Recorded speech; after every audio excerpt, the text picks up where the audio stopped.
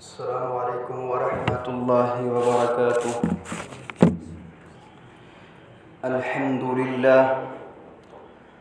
الحمد لله نحمده ونستعينه ونستغفر ونعوذ بالله من شرور أنفسنا ومن سيئات أعمالنا. من يهده الله فلا مضل له ومن يضلله فلا هادي له.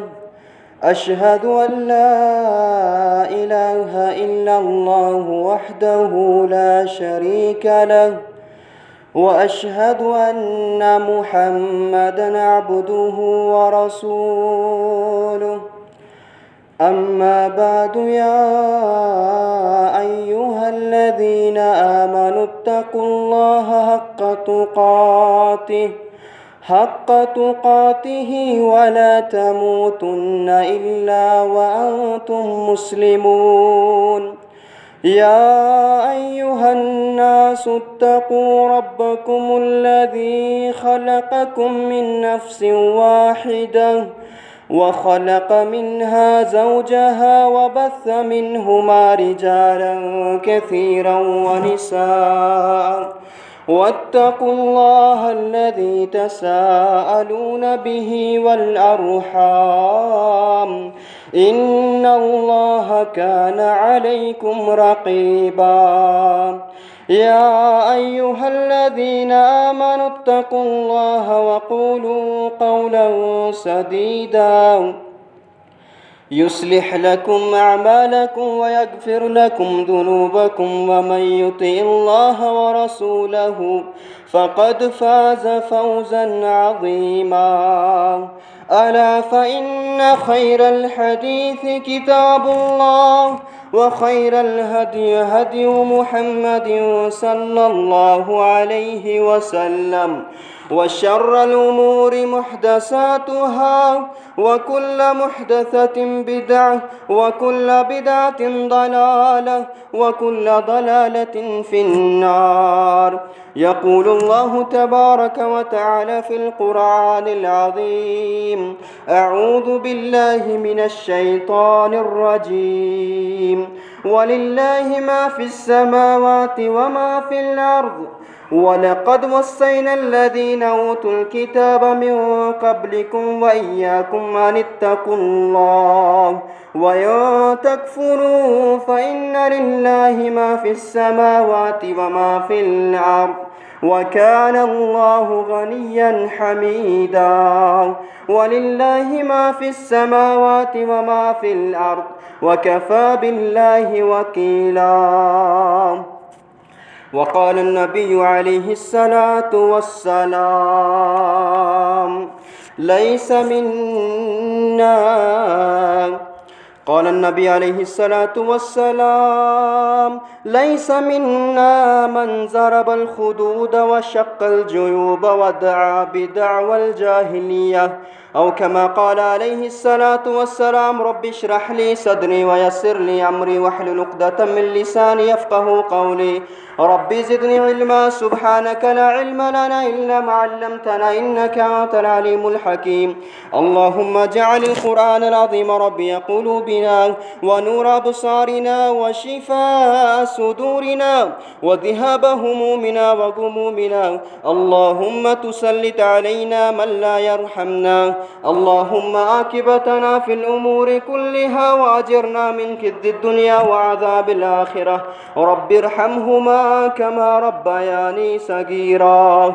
رب ارحمهما كما ربياني صغيرا. ربنا آتنا في الدنيا حسنة وفي الآخرة حسنة وقنا عذاب النار. ربنا ظلمنا أنفسنا وإن لم تغفر لنا وترحمنا لنكونن من الخاسرين. ربنا تقبل منا إنك أنت السميع العليم، وتب علينا إنك أنت التواب الرحيم، برحمتك يا أرحم الراحمين، آمين.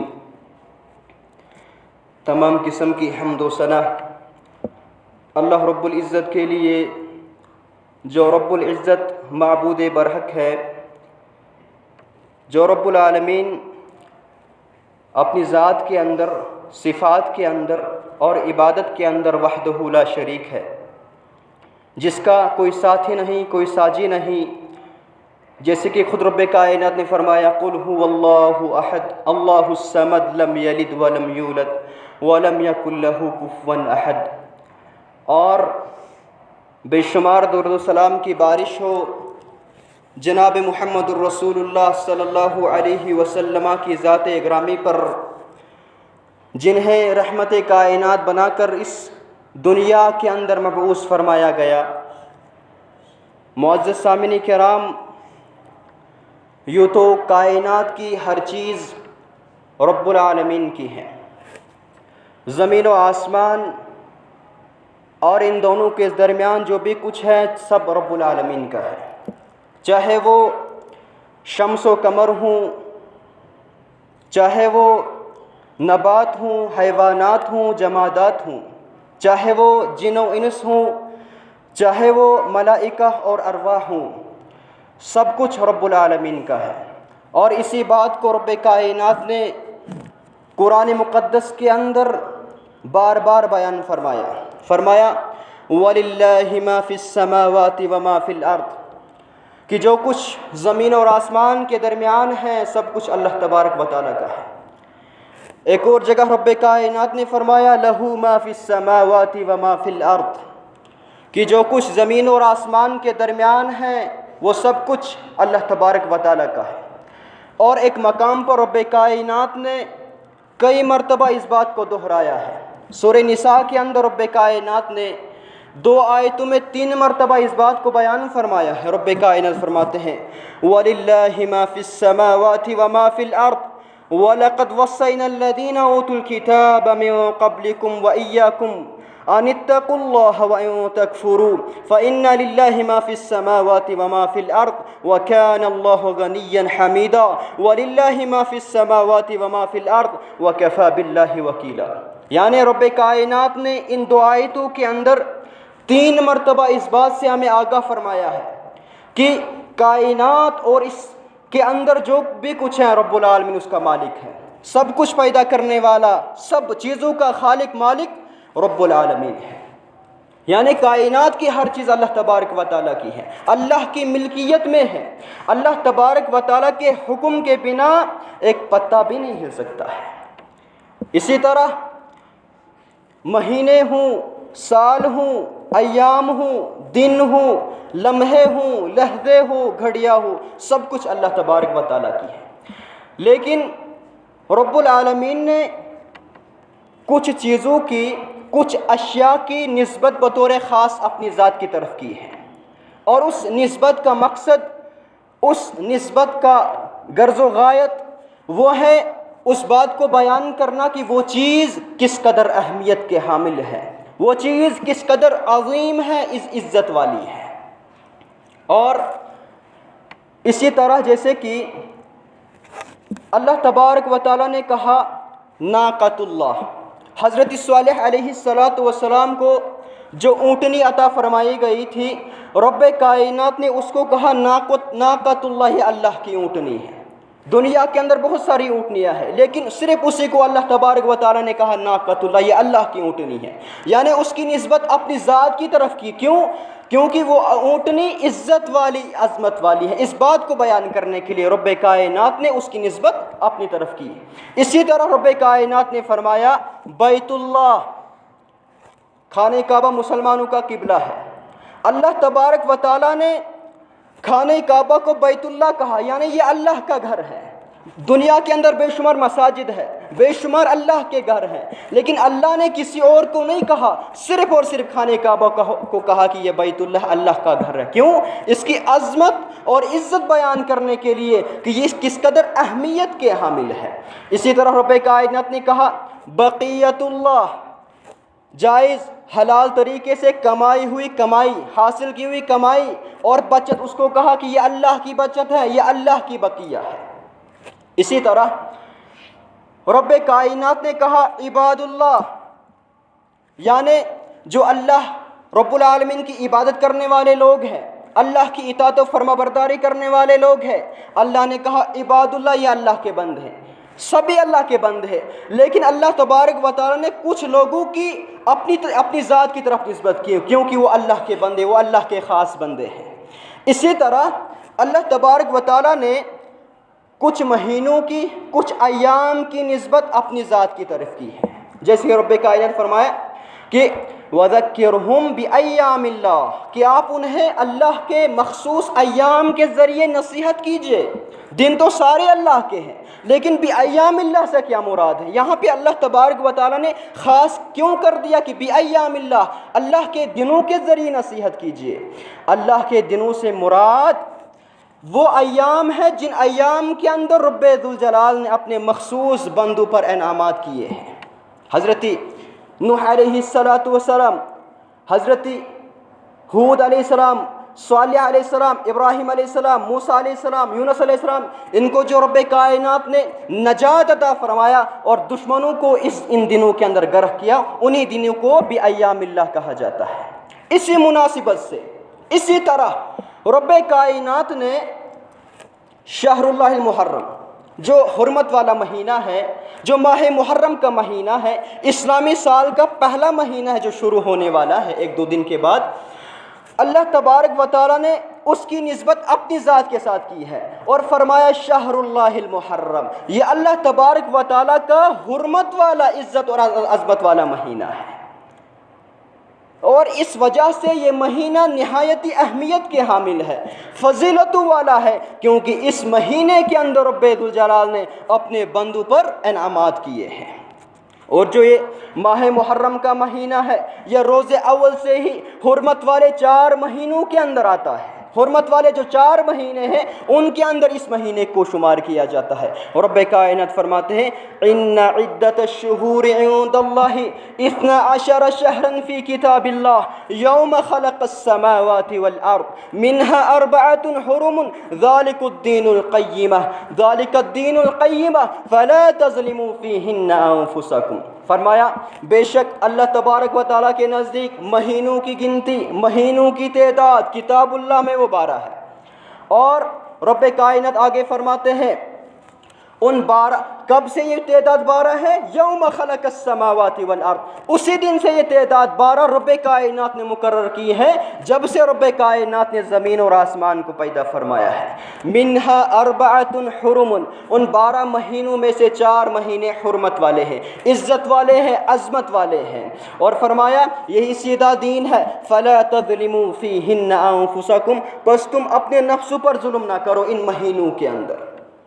یعنی اللہ تبارک و تعالیٰ کے نزدیک جو مہینوں کی تعداد ہے، مہینوں کی تعداد مقرر کرنے والے رب کائنات ہیں، اور مہینوں کی تعداد کتنے رب کائنات نے مقرر کی ہے؟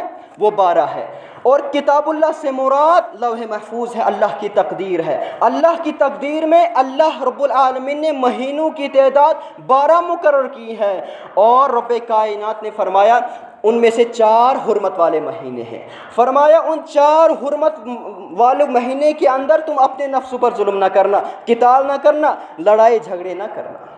لیکن اب سوال یہ ہے وہ حرمت والے مہینے کون کون سے ہیں؟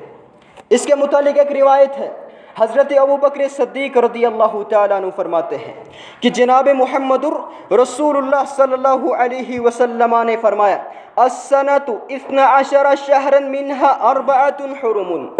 فرمایا محمد رسول اللہ صلی اللہ علیہ وسلم نے کہ سال 12 مہینوں کا ہوتا ہے، منها 4 حرم، 12 مہینوں میں سے 4 مہینے حرمت والے ہوتے ہیں، عزت والے، عظمت والے، تکریم والے ہوتے ہیں۔ فرمایا رسول کریم صلی اللہ علیہ وسلم نے 3 متوالیات، 3 مہینے کنٹینیو ہیں، پے در پہ ہیں، لگاتار ہے، اور 1 مہینہ، اور وہ کون کون سے مہینے؟ فرمایا ذوالقعدہ، ذوالحجہ، محرم ورجب مضر الذی بین جمادہ وشعبان۔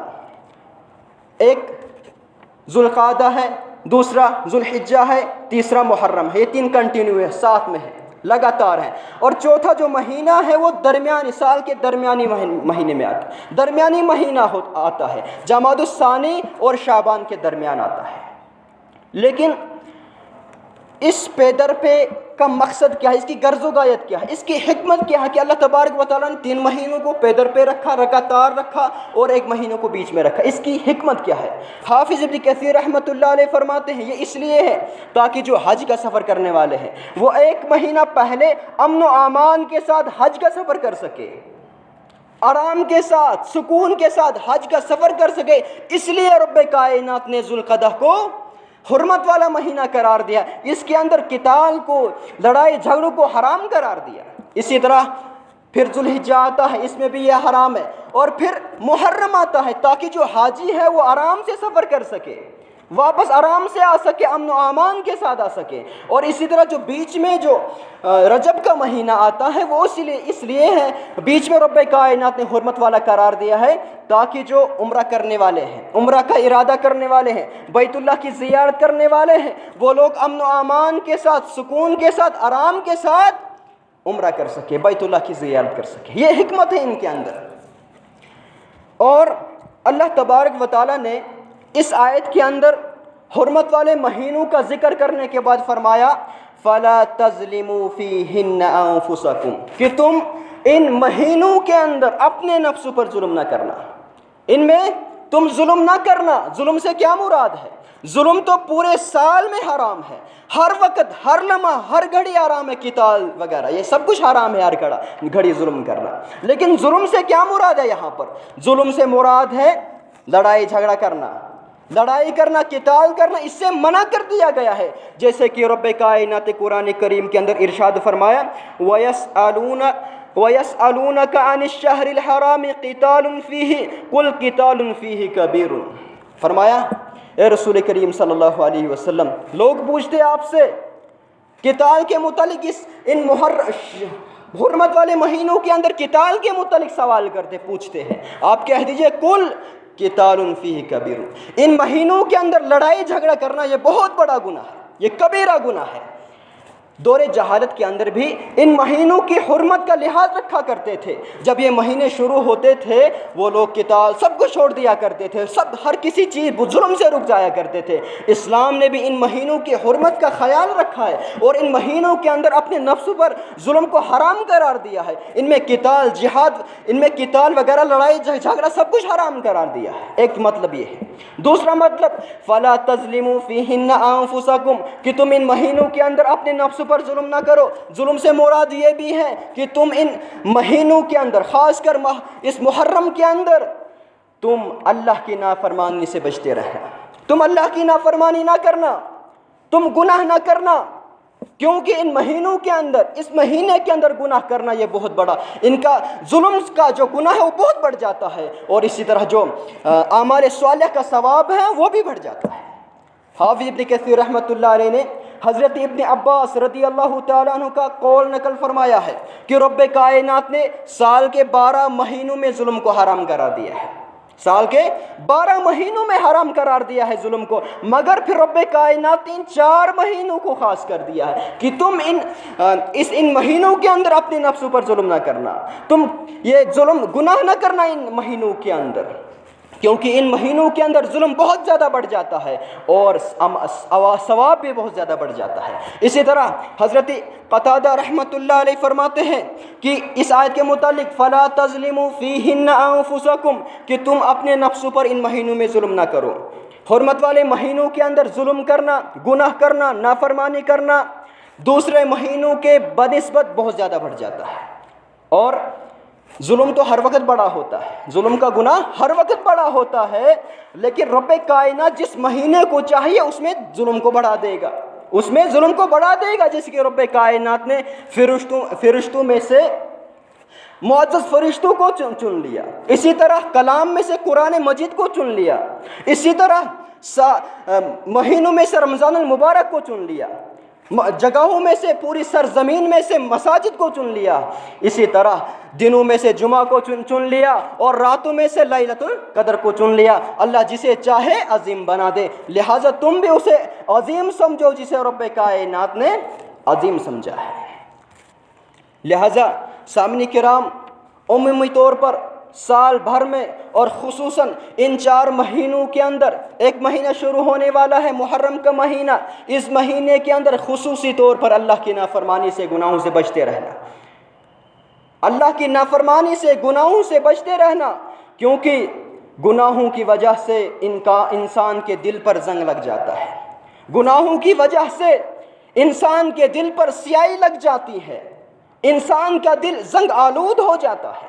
جیسے کہ رب کائنات قرآن مقدس کے اندر فرمایا کلا بل ران علی قلوبہم ما کانوا یکسبون، کہ ہرگز نہیں، ان کے دلوں پر ان کے اعمال کی وجہ سے، ان کے برے اعمال کی وجہ سے زنگ لگ چکا ہے. رسول مکرم صلی اللہ علیہ وسلم نے فرمایا ان المؤمن اذا اذنب كانت نقطة سوداء في قلبه فإن تاب ونزع واستغفر سقل قلبه وإن زادت حتى يعلو قلبه فذلك الرين الذي ذكر الله عز وجل في القرآن. رسول مکرم صلی اللہ علیہ وسلم فرماتے ہیں ان المؤمن اذا اذنب، جب ایک مومن بندہ جب گناہ کرتا ہے، کوئی گناہ کرتا ہے، نماز کو چھوڑتا ہے، برائی کرتا ہے، گناہ کرتا ہے، حرام کھاتا ہے، سود کھاتا ہے، جھوٹ بولتا ہے، غیبت کرتا ہے، چغل کھوری کرتا ہے، کوئی بھی گناہ کرتا ہے ایک مومن بندہ، فرمایا رسول کریم صلی اللہ علیہ وسلم نے اس کے دل پر ایک سیاہی کا داغ لگا دیا جاتا ہے. ایک گناہ کے بدلے اس کے دل پر زنگ لگ جاتی ہے، ایک سیاہی کا داغ لگ جاتا ہے. فرمائے رسول کریم صلی اللہ علیہ وسلم نے کالا سیاہی کا داغ لگ جاتا ہے. فَإِن تَابَ وَنَزَعَ، اگر وہ انسان، وہ مومن بندہ توبہ کر لیتا ہے، گناہ کو چھوڑ دیتا ہے، نمازیں پڑھنا شروع کر دیتا ہے، گناہوں کو چھوڑ دیتا، جھوٹ بولنا چھوڑ دیتا ہے، چوری چھوڑ دیتا ہے، غیبت چھوڑ دیتا ہے، گناہوں کو چھوڑ دیتا ہے، نافرمانیوں کو چھوڑ دیتا ہے، تو اس کے دل سے وہ سیاہی کا ایک جو داغ لگا تھا وہ ہٹا دیا جاتا ہے، اس کے دل کو صاف کر دیا جاتا ہے اگر وہ توبہ کرتا ہے. لیکن وَإِن زَادَت، اگر وہ توبہ نہیں کرتا ہے، وہ گناہوں پہ گناہ کرتا ہے، نافرمانیوں پہ نافرمانی کرتا ہے، برائی کرتا ہے، بے حیائی اور فحاشی کرتا ہے، فرمایا رسول کریم صلی اللہ علیہ وسلم نے اس کے دل پر سیاہی بھی بڑھ جاتی ہے، سیاہی بھی زیادہ ہو جاتی ہے اس کے دل پر. فرمایا حتی یعلو قلبہ، یہاں تک کہ اس کا پورا دل سیاہ ہو جاتا ہے، پورے دل پر سیاہی لگ جاتی ہے، زنگ لگ جاتی ہے. اور یہی وہ زنگ ہے، یہی وہ سیاہی ہے جس کے متعلق رب کائنات نے قرآن مقدس کے اندر ارشاد فرمایا کلا بل ران علی قلوبہم ما کانوا یکسبون.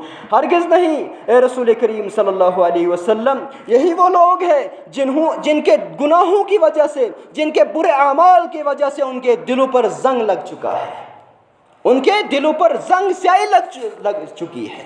اسی طرح گناہوں کی وجہ سے انسان کے اندر، معاشرے کے اندر چین و سکون ختم ہو جاتا ہے. حقیقی جو چین و سکون ہو جاتا ہے وہ ختم ہو جاتا ہے. انسان زندگی کے اندر، دنیا کے اندر زندگی گزارتا ہے لیکن غمگین زندگی گزارتا ہے. یہی وجہ ہے آج ایک مسلمان کے پاس، ایک انسان کے پاس سب کچھ موجود ہے، مال دولت، مکان جائیداد، پیسے، گاڑیاں، سب کچھ موجود ہے، لیکن اس کے باوجود بھی سکون نہیں ہے. اس کے باوجود اس کی زندگی پریشانی حال گزر رہی ہے، اس کے باوجود وہ زندگی گزار رہا ہے لیکن غمگین زندگی گزار رہا ہے، کوئی حقیقی چین اور سکون نہیں. وجہ کیا ہے؟ اللہ تعالیٰ قرآن کریم کے اندر فرماتے ہیں وَمَنْ أَعْرَضَ عَنْ ذِكْرِي، فرمایا وَمَنْ أَعْرَضَ عَنْ ذِكْرِي فَإِنَّ لَهُ مَعِيشَةً ضَنْكًا وَنَحْشُرُهُ يَوْمَ الْقِيَامَةِ أَعْمَى. فرمایا یہ چین و سکون کیوں نہیں ہے زندگی کے اندر؟ وَمَنْ أَعْرَضَ عَنْ ذِكْرِي، رب کائنات فرماتا ہے جو میرے ذکر سے اعراض کرتا ہے، میرے ذکر کو چھوڑ دیتا ہے، میری عبادات کو چھوڑ دیتا ہے، نماز کو چھوڑ دیتا ہے، دین سے پس پشت، قرآن کی کوئی تلاوت نہیں، دین کوئی سیکھنا نہیں ہے، چھوڑ دیتا اللہ سے غافل ہو جاتا ہے، عبادت کو چھوڑ دیتا ہے.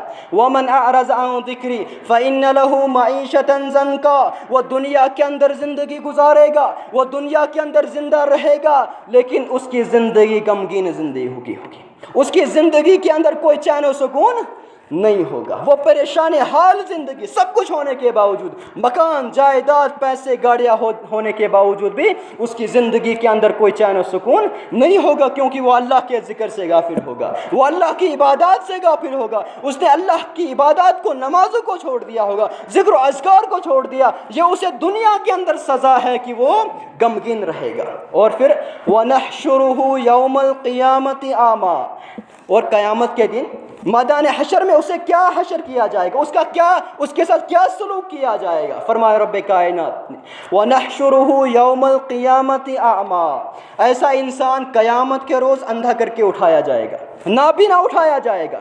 قال كذلك، رب العالمین سے کہے گا اے میرا رب العالمین، میں تو دنیا کے اندر دیکھتا تھا، میرے آنکھوں کے اندر بصارت تھی، مجھے اندھا کر کے کیوں اٹھایا؟ مجھے کیوں اندھا کر کے اٹھایا ہے؟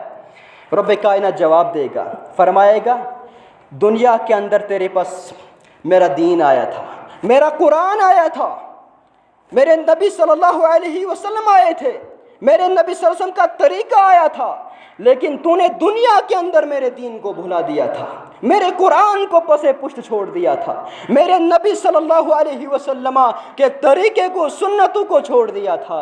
لہٰذا جس طرح دنیا کے اندر تو نے مجھے بھلا دیا تھا، میرے دین کو بھلا دیا تھا، میرے قرآن کو بھلا دیا تھا، اسی طرح آج تجھے بھلا دیا جائے گا۔ اور رب کائنات جس انسان کو بھلا دے، اس انسان کو جہنم کی آگ سے کون بچائے گا؟ اس انسان کو جہنم کی دردناک آگ سے کون نجات دلائے گا؟ لہٰذا اللہ تبارک و تعالیٰ کی عبادات کے اندر اپنی پوری زندگی صرف کرے، کیونکہ رب کائنات فرماتے ہیں وَلَا تَكُونُوا كَالَّذِينَ نَسُوا اللَّهَ فَأَنسَاهُمْ أَنفُسَهُمْ أُولَٰئِكَ هُمُ الْفَاسِقُونَ، فرمایا تم ان بندوں میں سے نہ بننا، تم ان لوگوں میں سے نہ بننا جنہوں نے اپنے معبود برحق کو بھلا دیا، جنہوں نے اپنے رب العالمین کو بھلا دیا ہے اور وہ اپنے آپ سے غافل کر دیے۔ رب کائنات نے فرمایا یہی لوگ فاسق اور گناہگار لوگ ہیں۔ جو اللہ کی عبادت کو چھوڑ دیتا ہے، اللہ سے غافل ہو جاتا ہے، نیک اعمال کو چھوڑ دیتا ہے، برائیوں پہ برائیاں کرتا ہے، ظلم کرتا ہے، نافرمانیاں کرتا ہے، رب کائنات اسے سزا دیتے ہیں کہ اس کو اپنے آپ سے غافل کر دیتے ہیں۔ اس کے بعد اس کی آنکھیں صحیح چیز کو نہیں دیکھ سکتی ہیں، اس کا دماغ صحیح راستہ تلاش نہیں کر سکتا ہے، اس کے کان حق بات کو نہیں سن سکتی ہے، وہ کبھی بھی پھر اس کے سامنے گناہ نہیں ہوتا ہے، اسے گناہ نظر نہیں آتا ہے، اچھا نظر نہیں آتا ہے۔ وہ انسان دنیا کے اندر جانوروں سے بھی بدتر زندگی گزارتا ہے۔ اسی طرح گناہوں کی وجہ سے جو نعمتیں ہوتی ہیں وہ چھین لی جاتی ہیں، اور جو آنے والی نعمتیں ہوتی ہیں وہ روک لی جاتی ہیں، جیسے کہ حضرت آدم علیہ السلام پہلے جنت کے اندر تھے اور ان کی بیوی حضرت حوا علیہ السلام جنت کے اندر زندگی گزار رہے تھے۔ اللہ تبارک و تعالیٰ نے فرمایا تھا تم جنت میں کھاؤ پیو عیش و آرام کے ساتھ رہو، مگر ایک درخت ہے اس کے قریب نہ جانا، اس درخت کا پھل نہ کھانا۔ لیکن شیطان نے بہکایا، انہوں نے اللہ کی نافرمانی کی وجہ سے، گناہ کی وجہ سے ان کو جنت سے نکال دیا گیا، جنت سے گناہوں کی وجہ سے نکال دیا گیا۔ اسی طرح گناہوں کی وجہ سے عذاب نازل ہوتا ہے رب کائنات کا۔ اللہ تعالیٰ فرماتے ہیں أَلَمْ يَرَوْا كَمْ أَهْلَكْنَا مِن قَبْلِهِم مِّن قَرْنٍ مَّكَّنَّاهُمْ فِي الْأَرْضِ مَا لَمْ نُمَكِّن لَّكُمْ وَأَرْسَلْنَا السَّمَاءَ عَلَيْكُم مِّدْرَارًا وَجَعَلْنَا الْأَنْهَارَ تَجْرِي مِن تَحْتِهِمْ فَأَهْلَكْنَاهُم بِذُنُوبِهِمْ وَأَنشَأْنَا مِن بَعْدِهِمْ قَرْنًا آخِرِينَ۔ فرمایا رب کائنات نے کیا تم نے نہیں دیکھا ہے کہ تم سے پہلے جو قوم تھی اس کو میں نے کس طرح سے ہلاک کیا تھا؟ میں نے اس قوم کو ایسی قوت دی تھی، ایسی طاقت دی تھی دنیا کے اندر زمین پر جو تمہیں نہیں دی تھی، مگر اور ان پر میں نے آسمان سے بارشیں نازل کی، ان کو سب کچھ رب کائنات نے عطا فرمایا، لیکن پھر انہوں نے نافرمانی کی، انہوں نے گناہ کیے، انہوں نے اللہ کی عبادت کو چھوڑا، اللہ تبارک و تعالیٰ کو بھلا دیا، تو رب کائنات نے ان پر عذاب نازل کر دیا، ان کو ہلاک کر دیا، اور ان کے بعد دوسری قوم کو پیدا فرما دیا۔ لہٰذا معلوم ہوا گناہوں کی وجہ سے نعمتیں چھین لی جاتی ہیں، معاشرے کے اندر عذاب رب کائنات کا نازل ہوتا ہے۔ اور رسول مکرم صلی اللہ علیہ وسلم نے فرمایا جب قوم کے اندر بے حیائی عام ہو جاتی ہے، برائیاں عام ہو جاتے ہیں، گناہ عام ہو جاتے ہیں تو معاشرے کے اندر طرح طرح کی بیماریاں نازل ہوتی ہیں، ایسی ایسی بیماریاں کہ ہمارے پچھلوں نے بھی ان کا نام نہیں سنا ہوتا ہے، وجہ گناہوں کی وجہ سے ایسا ہوتا ہے۔ سامعین کرام،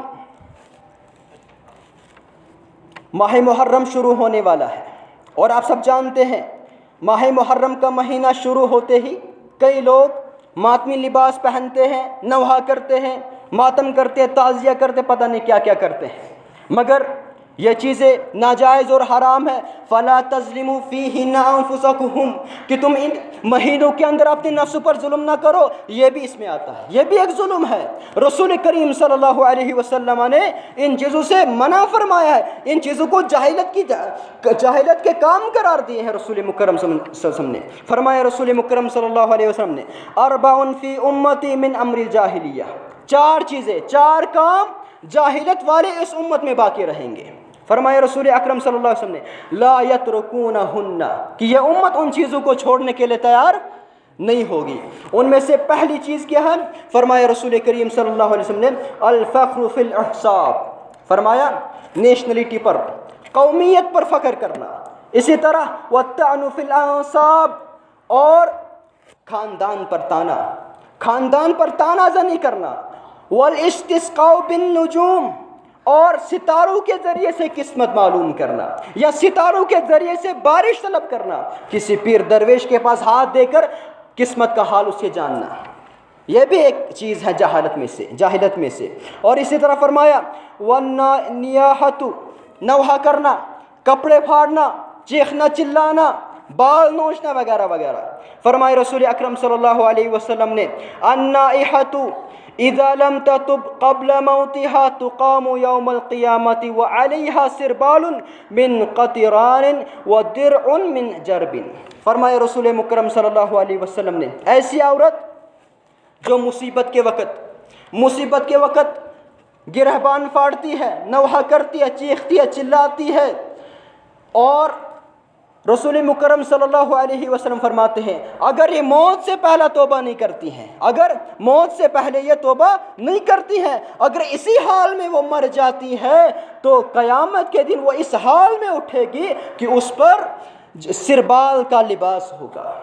یہ ایک لباس ہوتا ہے تیل کی طرح جس سے آگ بھڑکتی ہے، ایسا لباس پہنایا جائے گا اس عورت کو۔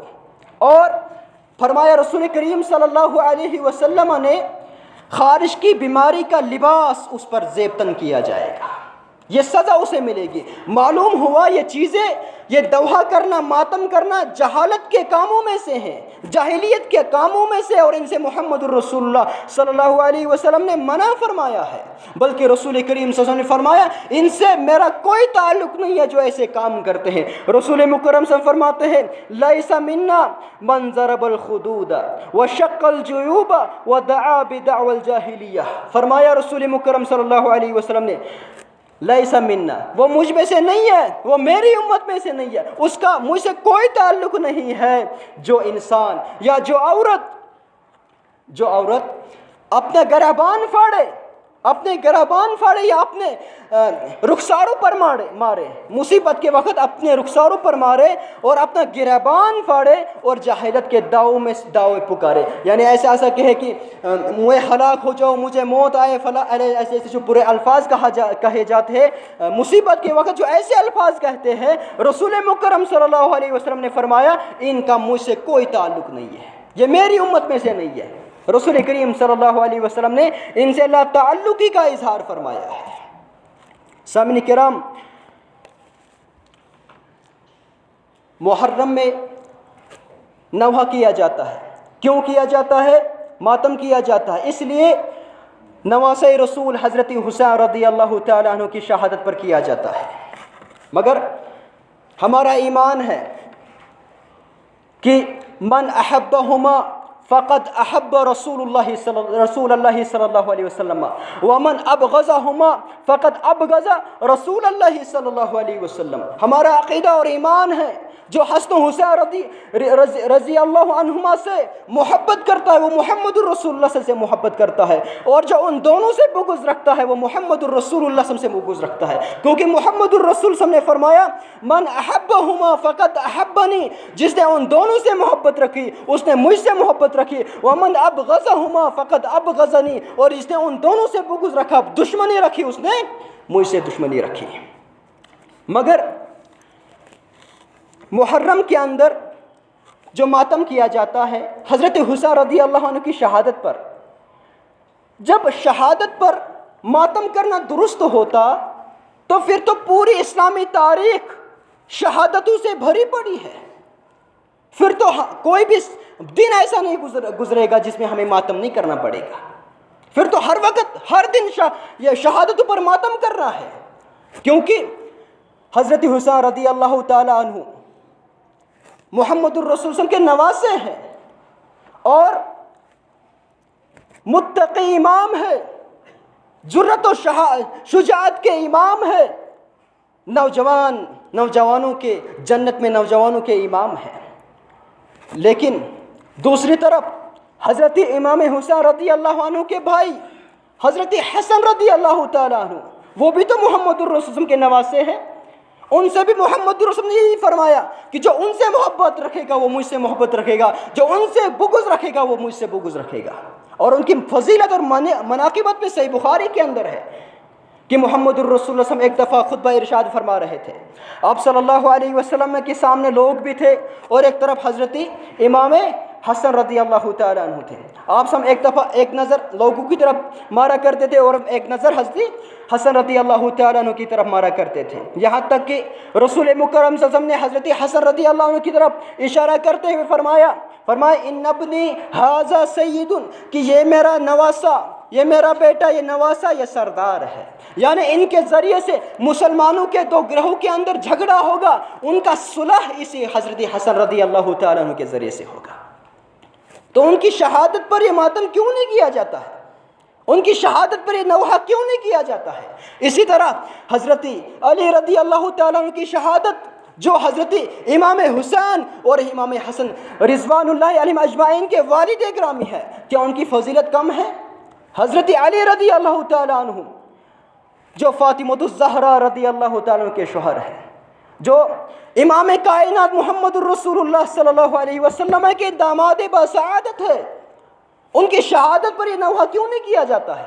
ان کی شہادت پر یہ ماتم، یہ تعزیے کیوں نہیں کیے جاتے ہیں؟ اسی طرح حضرت عمر فاروق اعظم رضی اللہ تعالیٰ عنہ کی شہادت، جن پر رب کائنات نے حق رکھا تھا، جن کی زبان پر حق رکھا تھا رب کائنات نے، حضرت عمر فاروق رضی اللہ تعالیٰ عنہ جس گلی سے گزرتے تھے اس گلی سے شیطان بھاگ جاتا تھا، راستہ تبدیل کر دیا کرتے تھے۔ حضرت عمر فاروق رضی اللہ تعالیٰ عنہ جنہیں محمد الرسول اللہ صلی اللہ علیہ وسلم نے دعا کر کے رب سے مانگا تھا، ان کی شہادت پر یہ تعزیہ، یہ نوحہ کیوں نہیں کیا جاتا ہے؟ یہ ماتم کیوں نہیں کیا جاتا ہے؟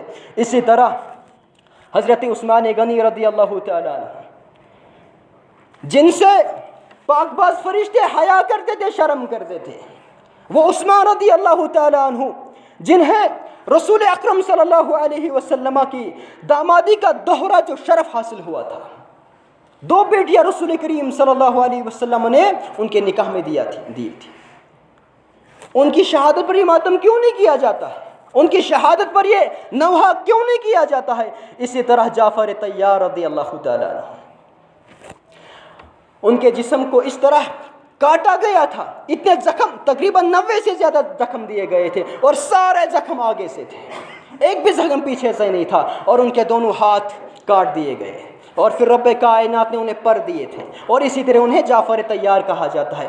ان کی شہادت پر یہ کیوں نہیں کیا جاتا ہے؟ اسی طرح سید الشہداء حضرت حمزہ رضی اللہ تعالیٰ عنہ جن کے جسم کا ایک ایک پور کاٹا گیا تھا، ایک ایک عضو کاٹا گیا تھا، اور ان کے کلیجے کو چیر کر چبایا گیا تھا، اور اس قدر خطرناک حالات تھی، غمناک منظر تھا کہ محمد الرسول اللہ صلی اللہ علیہ وسلم ان کی لاش پر کھڑے تھے، اور ان کی بہن حضرت حمزہ رضی اللہ تعالیٰ عنہ کی بہن آ رہی ہے، رسول کریم صلی اللہ علیہ وسلم نے دیکھا کہ حضرت حمزہ رضی اللہ عنہ کی بہن آ رہی ہے، صفیہ رضی اللہ تعالیٰ عنہ، رسول کریم صلی اللہ علیہ وسلم نے لوگوں کو حکم دیا اس کو روک دیا جائے، کیونکہ اگر یہ اپنے بھائی کی حالت دیکھے کہ یہ برداشت نہیں کر پائے گی۔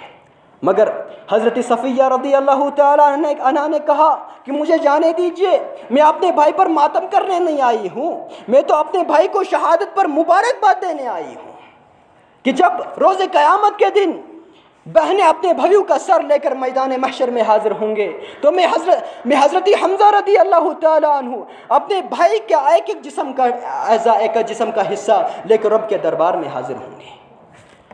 ان کی شہادت پر یہ ماتم کیوں نہیں کیے جاتے ہیں؟ جبکہ یہ قرآن اور حدیث کی روح سے، فقہ جعفریہ کی روح سے یہ ناجائز اور حرام ہے، کوئی تعلق نہیں ہے اسلام کے ساتھ ان چیزوں کا، یہ ماتم کرنا، یہ نوحہ کرنا وغیرہ وغیرہ، یہ اسلامی تعلیم نہیں ہے، یہ قرآن اور حدیث کی تعلیم نہیں ہے، کیونکہ رب کائنات نے تو ہر مصیبت پر صبر کرنے کی تلقین فرمائی ہے۔ فرمایا ان اللہ مع الصابرین، بے شک رب کائنات صبر کرنے والوں کے ساتھ ہے، وبشر الصابرین، صبر کرنے والوں کو بشارت دیجئے محمد الرسول اللہ صلی اللہ علیہ وسلم۔ تو یہ ماتم کرنا محرم کے اندر حضرت امام حسین رضی اللہ عنہ کی شہادت پر یہ کسی بھی لحاظ سے جائز نہیں ہے۔ محرم کے اندر تو رب کائنات نے بے شمار انعامات عطا فرمائے ہیں، یہ محرم تو شکر گزاری کا مہینہ ہے، یہ محرم تو روزے رکھنے کا مہینہ ہے۔ رسول مکرم صلی اللہ علیہ وسلم نے فرمایا کہ سب سے بہترین رمضان المبارک کے بعد سب سے افضل ترین روزے وہ محرم کے روزے ہیں، محرم کے اندر روزے رکھے جائے وہ سب سے بہترین اور افضل ترین روزے ہیں۔ اسی طرح سب سے افضل نماز جو فرض نماز کے بعد وہ صلاۃ اللیل رات کی نماز ہے، اور خصوصاً یوم عاشورہ کا روزہ رکھا جائے۔ یوم عاشورہ 10 محرم، اس کا روزہ رکھنے کا حکم رسول کریم صلی اللہ علیہ وسلم نے دی۔ رسول کریم صلی مدینہ کے اندر ہر وقت روزہ رکھا کرتے تھے، اور صحابہ کرام کو بھی حکم دیا جاتا تھا کہ آپ بھی اس کا روزہ رکھیں۔ پھر جب روزے فرض ہوئے رسول کریم صلی اللہ علیہ وسلم نے فرمایا جسے مرضی ہے وہ روزہ رکھے اور جسے مرضی نہیں ہے وہ روزہ نہیں رکھے۔ حضرت عبداللہ بن عباس رضی اللہ تعالیٰ عنہ فرماتے ہیں کہ میں نے رسول کریم صلی اللہ علیہ وسلم کو کبھی نہیں دیکھا کہ آپ سب نے کسی دن کو دوسرے دنوں پر فوقیت دی ہو کہ اس کے اندر روزے رکھے ہو سوائے یوم عاشورہ اور رمضان کے۔ یعنی رسول کریم صلی اللہ علیہ وسلم نے رمضان کے سوا، رمضان المبارک کے سوا اگر کسی دن روزے رکھے ہوں قدر و منزلت کے ساتھ وہ ہے یوم عاشورہ 10 محرم کا دن، اس دن روزہ رکھا جائے۔ اور رسول کریم صلی اللہ علیہ وسلم جب مدینہ کے اندر آپ تشریف لے گئے، آپ نے دیکھا یہاں یہود روزہ رکھتے ہیں۔ رسول کریم صلی اللہ علیہ وسلم نے ان سے پوچھا کہ آپ یہ روزے کیوں رکھتے ہو؟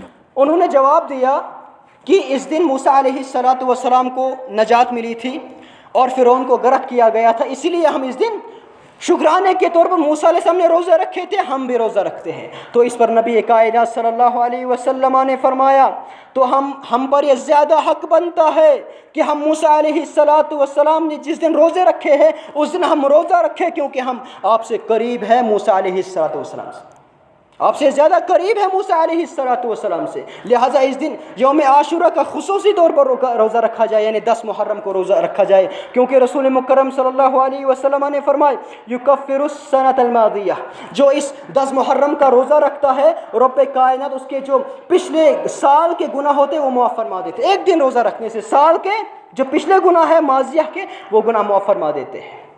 مگر افسوس کی بات تو یہ ہے آج دنیا کے اندر جو حق کا معیار تھا وہ چینج ہو چکا ہے، وہ تبدیل ہو چکا ہے۔ اس دن جو روزہ رکھنے کا دن ہے، لوگوں نے اس دن کے حوالے سے بہت ساری بدعات خرافات ایجاد کر رکھی ہیں جن کا اسلام سے کوئی تعلق نہیں ہے، اور سنت کو بدعت کو سنت تصور کیا جا رہا ہے۔ یہ دن تو روزہ رکھنے کا دن تھا، اس دن روزہ رکھ کر اپنے رب کو راضی کرنا تھا، اس دن روزہ رکھ کر اپنے جو پچھلے گناہ تھا وہ معاف کرنے تھے، یہ تو سنہرا موقع رب کائنات نے ہمیں عطا فرمایا تھا۔ لیکن لوگ کیا کرتے ہیں، لوگ اس دن کے اندر خصوصی طور پر بہت سارے کھانے تیار کرتے ہیں، بہت ساری ڈشیں تیار کرتے ہیں اور خوب کھاتے پیتے ہیں، رسول مکرم صلی اللہ علیہ وسلم کے فرامین کی مخالفت کرتے ہیں، محمد الرسول اللہ صلی اللہ علیہ وسلم کی سنت کا مذاق اڑاتے ہیں، اور نہ جانے نہ معلوم یہ لوگ حضرت حسین رضی اللہ عنہ کی شہادت پر ماتم بناتے ہیں یا حضرت حسین رضی اللہ عنہ کی شہادت پر جشن مناتے ہیں، کوئی سمجھ نہیں آ رہی ہے۔ لہٰذا جو 10 محرم ہے اس مہینے کے اندر، اس کا روزہ رکھا جائے، یہ رسول کریم صلی اللہ علیہ وسلم کا حکم ہے، اور یہود کی مخالفت ہے، اور جو رسول کریم صلی اللہ علیہ وسلم کی سنت کا مذاق اڑاتے ہیں ان کے لیے جواب ہے، ان کی مخالفت ہے۔ اللہ تعالیٰ سے دعا کرتے ہیں یا اللہ ہمارے خطاؤں کو، ہمارے گناہوں کو معاف فرما دے۔